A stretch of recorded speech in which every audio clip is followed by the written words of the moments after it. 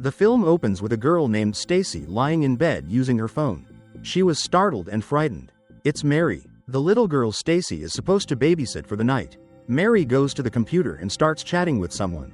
Stacy, curious, goes to see who she's talking to, and Mary says it's a stranger.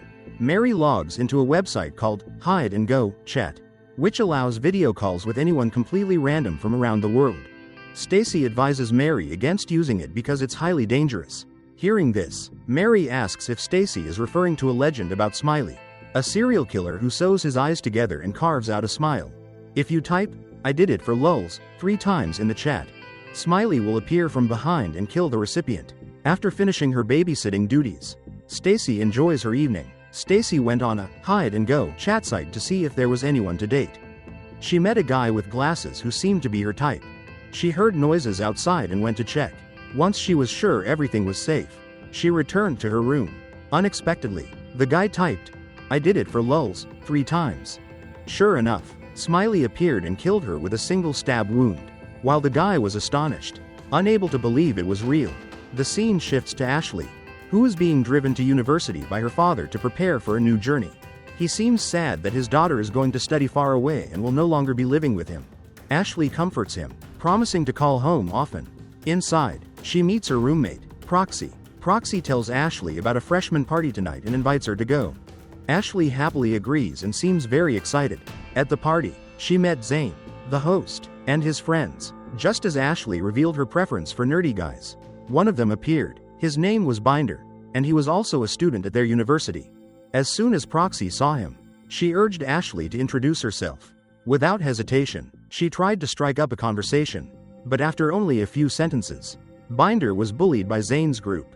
Because Binder had previously reported some misconduct related to harassment to the school, nobody liked him anymore. The party continued after Binder left.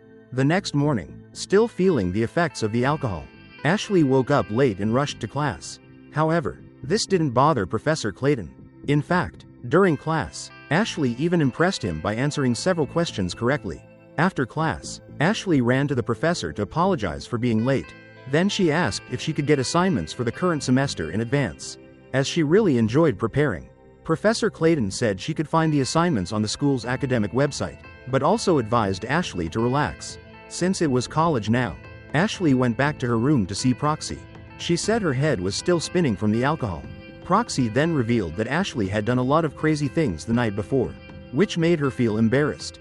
But Proxy reassured her that a video was currently circulating on campus, so everyone would surely talk about it more and forget about Ashley's situation. Proxy showed her the video, which was of the guy they had doodled on while drunk. Like Stacy at the beginning of the movie, he had been pranked and Smiley appeared, killing his victim with a stab from under the chin. The video confused Ashley, who asked Proxy if the guy was really dead. She said there was no way to know. Maybe it was just a prank. No one had seen him yet, but he might reappear in a few days. Ashley suggested they call the police, but Proxy stopped her, knowing the police wouldn't believe those silly videos online as evidence of murder. After arguing for a while, the two girls concluded it was all staged. Proxy then had a bold idea, to try the urban legend of Smiley to verify if the killer was real. They went to an online chat website and chose the guy who had just shown off his baby bird. It was Ashley who then sent the message, "I did it for lulz," 3 times. Anxiously waiting, and indeed, the man on the other side of the screen was actually murdered by Smiley. The two girls screamed in panic, not knowing how to help. Ashley started crying, blaming herself for causing this. Proxy tried to calm her down and persuade her to keep it a secret, not to report it to the police or tell anyone else. Ashley received a call from her father and tried to remain as calm as possible to talk to him. Ashley's mother had passed away a few years earlier, so now it was just the two of them relying on each other. And it was clear that he loved his daughter very much. Proxy stood nearby, watching, to make sure Ashley didn't reveal what had just happened. The next day at school, the girl was still haunted by the terrible events of the night before. After school, Ashley went to the library and coincidentally met Binder. She initiated a conversation and introduced herself. Much to his surprise, Ashley even asked for his phone number so they could get to know each other better. When she returned home, she saw Proxy getting ready to go out. Zane's family was still partying, so Ashley went along. While they were having fun, Proxy accidentally spilled Ashley's drink, so she quickly grabbed another glass from the table to replace it. then went to the restroom to wipe up the spill. Ashley was left alone, and when she saw Zane and his friends, she approached them. Zane revealed that Ashley had propositioned him the night before after getting too drunk. But this might be a lie. Ashley didn't care much, because what she needed to ask was about the guy who was their friend, the one Smiley had killed. They all burst out laughing, claiming it was a prank. But when Ashley asked if they had seen him again, none of them could answer. She said if it was true, why didn't they report it to the police? But the guys just scoffed and walked away. Left alone, Zane pulled Ashley to the pool to ask her what she had seen.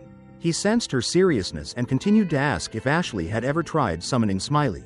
She immediately denied it, as instructed by the proxy.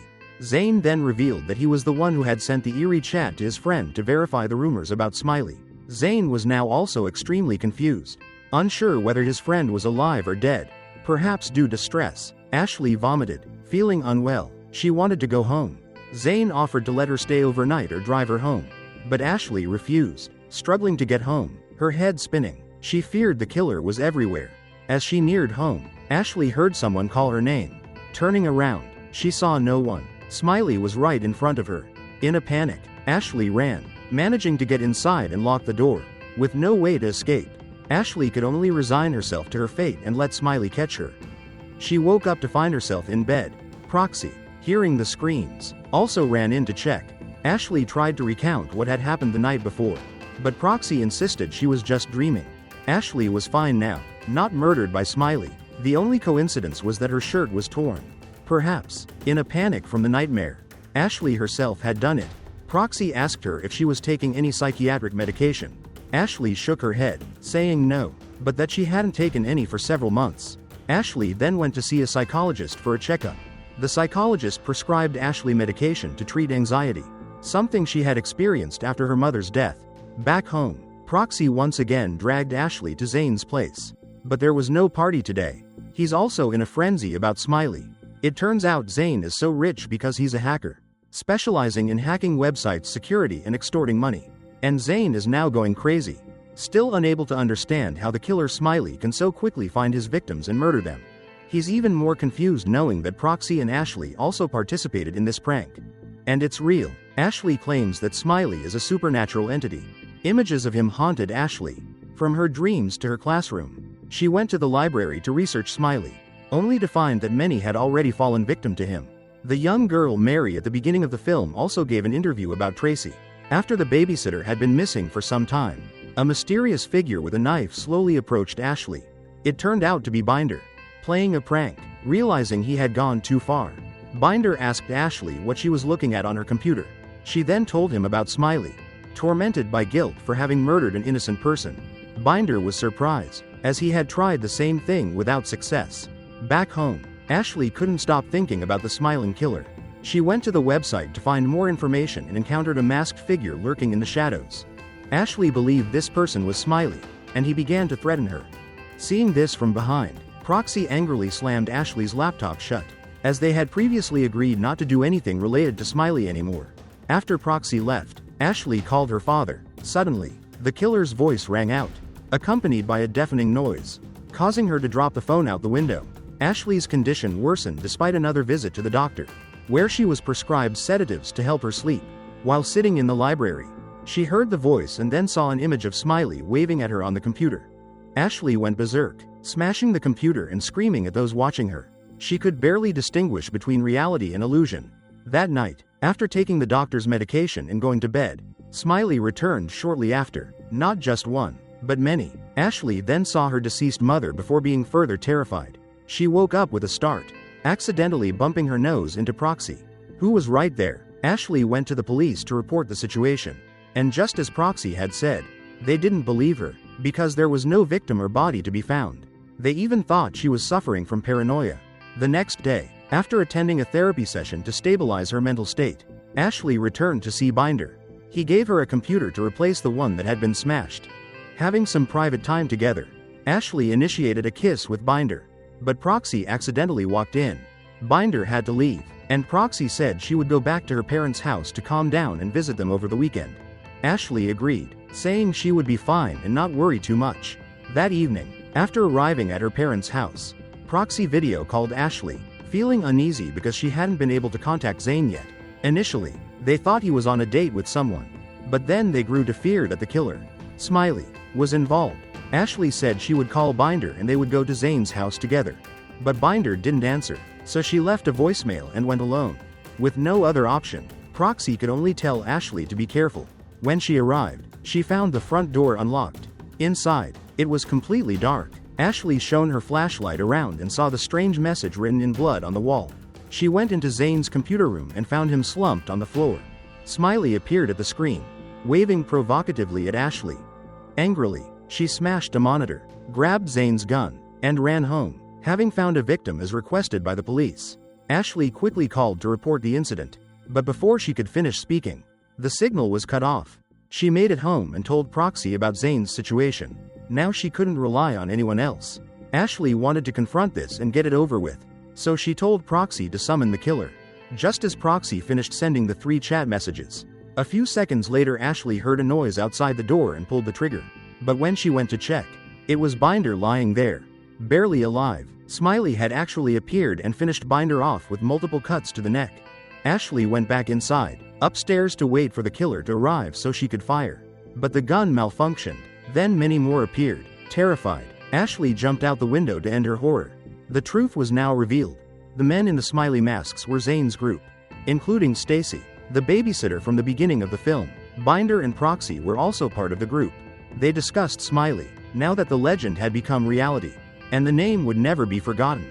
Binder ordered everyone to leave, while Zane sat down to talk with Proxy. She mocked him for doing this.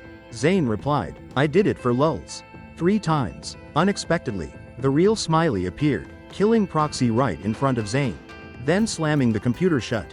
The movie ends here. Thanks for watching and see you in the next video.